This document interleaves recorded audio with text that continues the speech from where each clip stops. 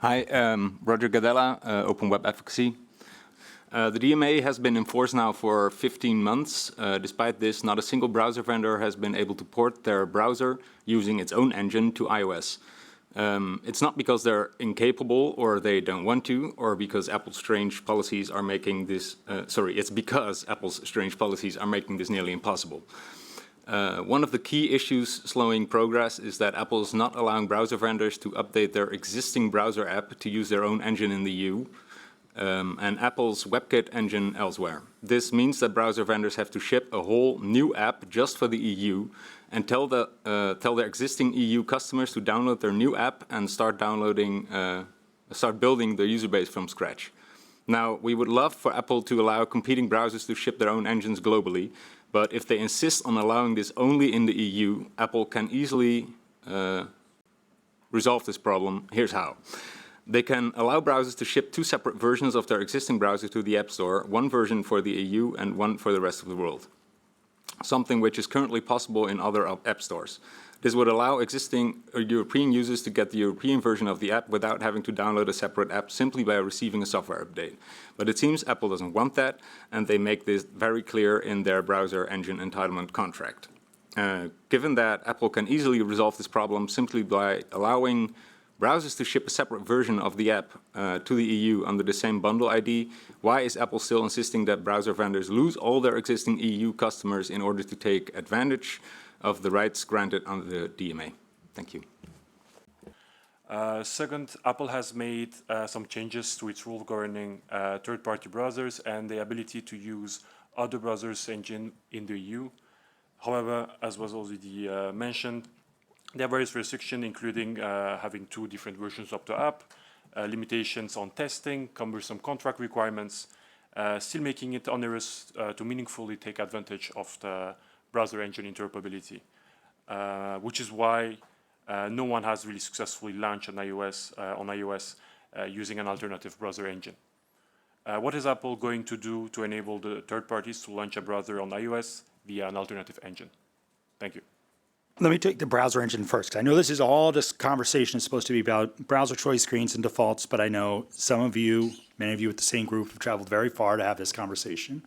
And so I'll take a question on that, which is, listen, as everyone knows, when we designed and released iOS and iPadOS over 15 years, we were hyper-focused on how do we create the most secure computing platform in the world. We built it from the ground up with security and privacy in mind.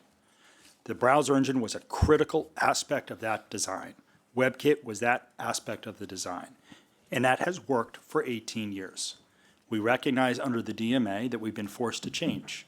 And we have created a program that keeps security and privacy in mind, that keeps the integrity of the operating system in mind, and allows third parties to bring their browser engine, Google, Mozilla, to the platform. And for whatever reason, they've chosen not to do so.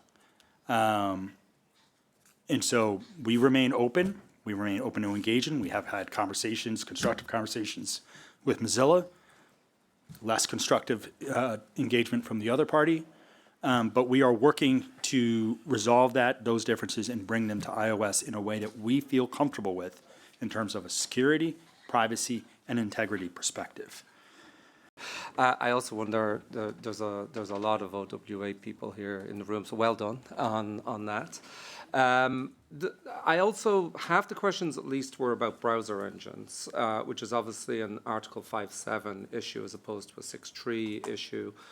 More than happy, as Kyle already did, to address the question, but I think it'd be a shame that a session that is about choice screens and uninstallation and defaults become a browser engine discussion.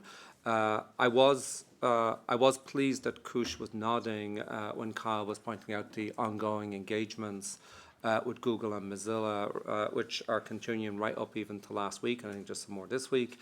There was a bottom line issue, however, which is that both Google and Mozilla have everything they need to build their engines and ship them on iOS today. We heard some other issues mentioned. We're happy to engage in those issues. We are engaging on those issues, but everything is in place to ship here in the EU today. I think that's an extremely important point to take away from this? I think one other point I want to make sure I address as I reflected upon it, there was a question about why we don't do this on a global basis.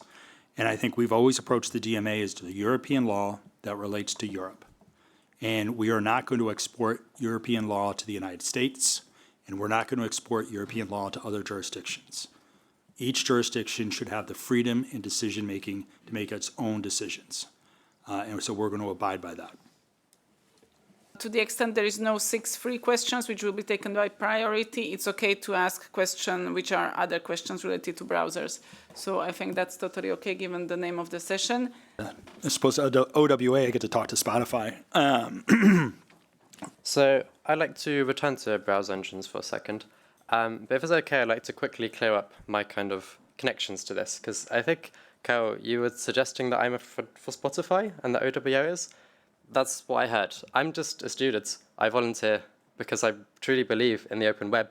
I don't get paid. I don't receive any compensation. I paid for myself to be here because I want to be. And the organization does not receive any money either. It's just donations. So if that's okay and all clear, I'd like to carry on to the question. When Apple does eventually, hopefully, allow other browser engines on iOS, we'll be entering a new phase of competition. These engines will be unique on iOS, acting as an intermediary platform between the OS and the web. But having been blocked from iOS for over 15 years, when they arrive, they'll inevitably experience unique bugs which need to be identified and resolved. And I think, if I remember correctly, you said earlier that the new EU iOS will experience, I quote, vulnerabilities and problems that will be unique here. However, these restrictions, which are unique to Apple, creates a new problem. Most web developers, like us, but not like us, are all around the world. In the US, where you're from, in Asia and Africa and the rest of the Americas, all over. And they still serve EU users, but they're going to be unable to install or test these new browsers with their third-party engines on their devices.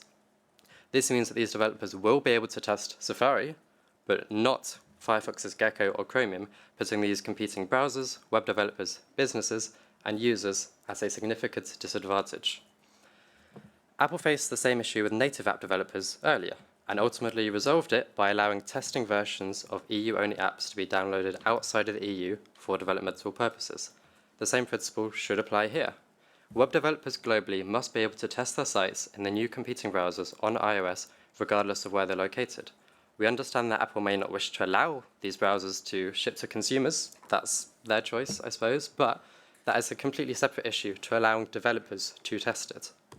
So my question is, what solution does Apple propose to ensure that web developers outside of the EU can install and test these browsers and maintain compatibility and interoperability for users in the EU? We're in a period of transition where we built an operating system, a set of operating systems that was designed to be the most secure in the world, and that is what we have built.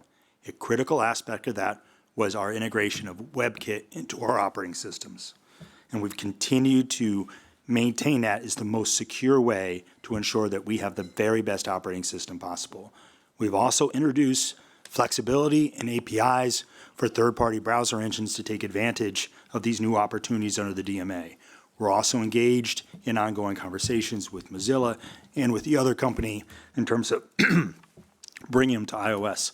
In terms of earlier, I don't think I referenced that you were getting funding from Spotify.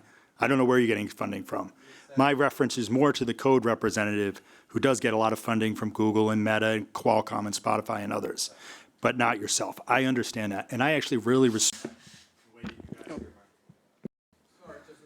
Hold on. So just so we're clear, I really respect the way that your team has approached this. I don't question your motives. I don't question your funding. We disagree, right? I think that's clear. In forums like that, this are places to disagree. We think we have developed a compliant solution. I appreciate hearing your feedback and your colleagues' feedback. We'll take that into account. We've read your papers. We've read your advocacy. There are points that we disagree, and we'll probably continue to disagree going forward. But I am not in any way disparaging where you're coming from. I understand you're a well-meaning person who believes that he understands how to best design our operating system. I get that. James, maybe I'll just take yours first in terms of what we'd call the test and entitlement. I think as we've been going along, we have learned a lot as to how to facilitate that kind of testing outside of the EU, even in relation to browser engines. I think that's a subject of active discussion. I think we've been discussing it with Mozilla and Google also, and the Commission. I would expect to see some updates there. So you can just generally see we are trying to be more conscious of that. Yeah, just to your last point, Gary, my first question about user testing would be great to get a response to that. And then just to Kyle's point about two separate binaries and security being the reason for the browser engine kit restrictions, would love to understand how you see those things connected and why security is the reason for that restriction. I think you raised an issue in relation to security. Look, the reality is, and everybody knows this, and this is why it's taking a while to work through the issues, that browser engines are a security vector. I know not agreed by everybody that, you know, they have a similar security profile, but they do. I could sit here now and read a list of, I don't know, 100 actual vulnerabilities associated with browser engines. They're a known vulnerability. So therefore, we want to move forward in a way that takes account of those vulnerabilities and does not put our users at risk on the platform. And I think that is something which everybody should want as an outcome here. John from Open Web Advocacy. So last year, after we made a lot of noise to get Apple to reinstate home screen web apps in the EU, Apple announced that home screen web apps continue to be built directly on WebKit and its security architecture. However, under Article 5.7 of the DMA, Apple is not allowed to impose a browser engine on either users or third-party browsers. Can Apple update us on the progress made for allowing third-party browser engines to install and manage home screen web apps on iOS once third-party browser engines arrive on iOS? Thank you. I think on home screen web apps, obviously these are available today here and around the world. We have nothing to announce in terms of what we will do if and when a third-party browser engine comes to iOS. Certainly I can say from a high-level perspective, our focus will continue to be, as I've said several times, on ensuring that anything that's operating on our platform is as secure and as private as possible, and it does not damage the operating system. Browsers and home screen web apps are different than other things. They have other access to the operating system that we will have to manage and control.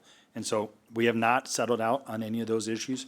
As I've said again, we've engaged with Mozilla, we've engaged with Google. We're figuring out the solution that works best for all parties.